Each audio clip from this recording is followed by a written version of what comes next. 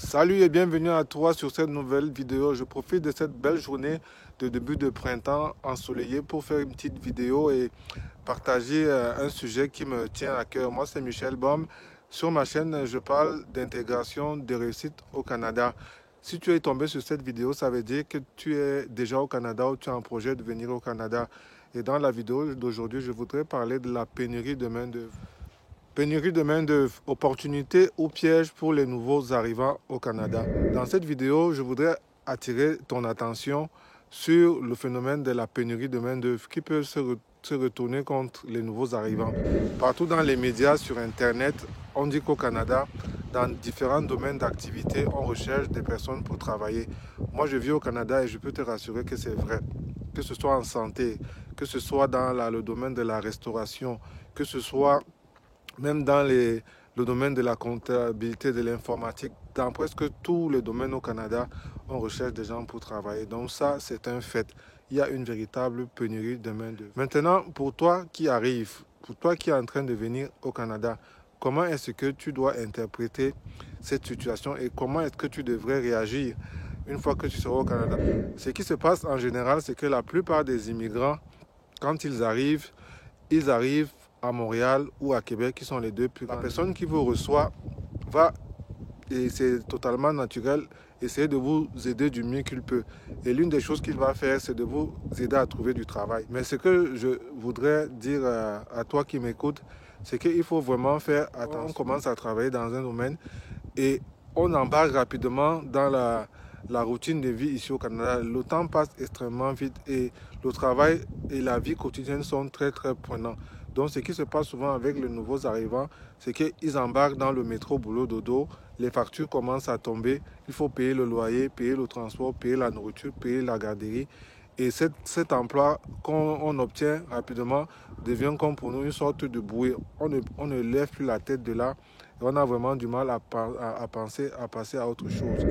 Mais très rapidement, vous allez vous rendre compte que les revenus que vous dégagez ne sont pas suffisants.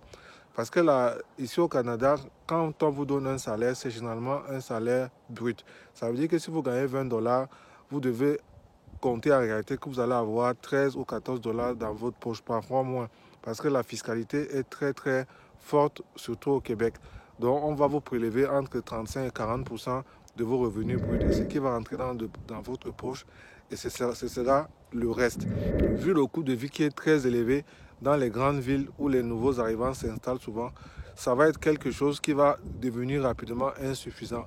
Ou alors ça va juste vous permettre de payer vos charges, peut-être d'épargner un peu d'argent, d'envoyer un peu d'argent à des personnes au pays, mais vous n'allez pas profiter de la vie ici. Parce que pourquoi est-ce qu'on immigre?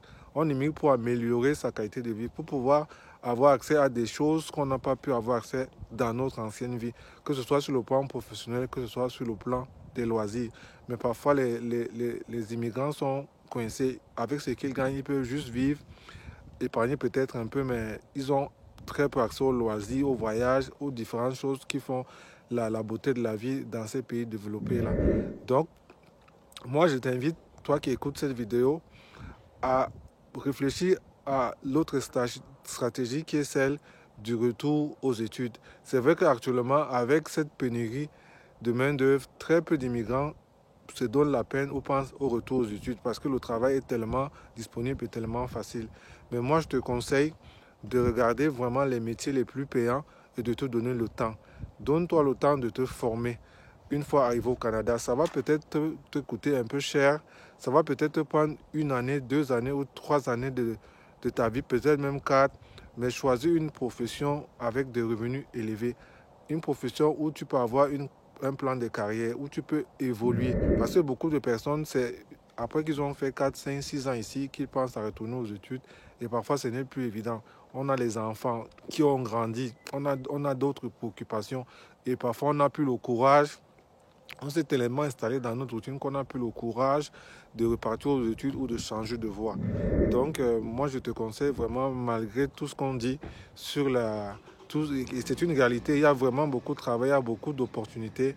Mais moi, je te conseille de prendre le temps de repartir aux études, de te former, de te former vraiment comme il faut, d'avoir vraiment un bon diplôme dans un secteur où les revenus sont très très importants. Et là maintenant, une fois que tu vas commencer à travailler, tu vas vraiment respirer. Tu vas pouvoir te dire que je suis en train de réussir ou je m'en vais vers la réussite au Canada. Parce que l'immigration au Canada, c'est une chose, mais s'intégrer, commencer à générer des revenus suffisants pour vraiment vivre la belle vie dont tu rêves, c'est quelque chose qui demande beaucoup de sacrifices. L'autre stratégie que je partage également avec vous, c'est que si vous avez vraiment une bonne collaboration, une bonne entente avec votre conjointe, votre épouse, ce que moi je conseille à certaines personnes qui viennent d'immigrer, c'est de faire en sorte que un des membres de la famille, un des parents, se lance dans l'entrepreneuriat pendant que l'autre a un emploi salarié.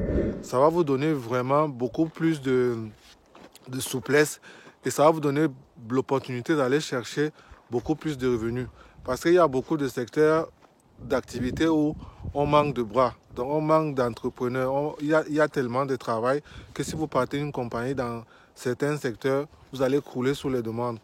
Et en étant entrepreneur, vous allez pouvoir aller chercher un revenu beaucoup plus élevé parce que vous n'avez pas de limite.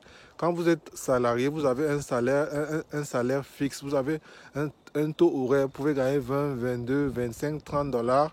C'est beaucoup d'argent, mais votre salaire annuel sera toujours plafonné. Vous ne dépasserez jamais les 50 000, les 55 000 dollars. Alors que votre conjoint, votre conjointe qui va partir son entreprise, si ça marche bien, si elle est sérieuse dans ce qu'elle fait, parce que c'est de ça qu'il s'agit, il faut être sérieux, il faut tenir les délais, il faut être ponctuel quand vous donnez un rendez-vous, il faut faire le travail tel que vous l'avez promis. Vous allez vous faire une réputation, vous allez être référé, parce qu'ici au Canada, quand on commence à bien travailler, les gens vous réfèrent, vous allez être référé par vos clients et votre activité va grossir. Et ça va faire en sorte que l'autre conjoint va pouvoir aller chercher des revenus beaucoup plus importants. On parle d'aller chercher 100 000, 125, 150 000 par an et ça va venir grossir le revenu familial. Ça demande une bonne compréhension entre les conjoints parce que l'entrepreneuriat, ce n'est pas le salariat.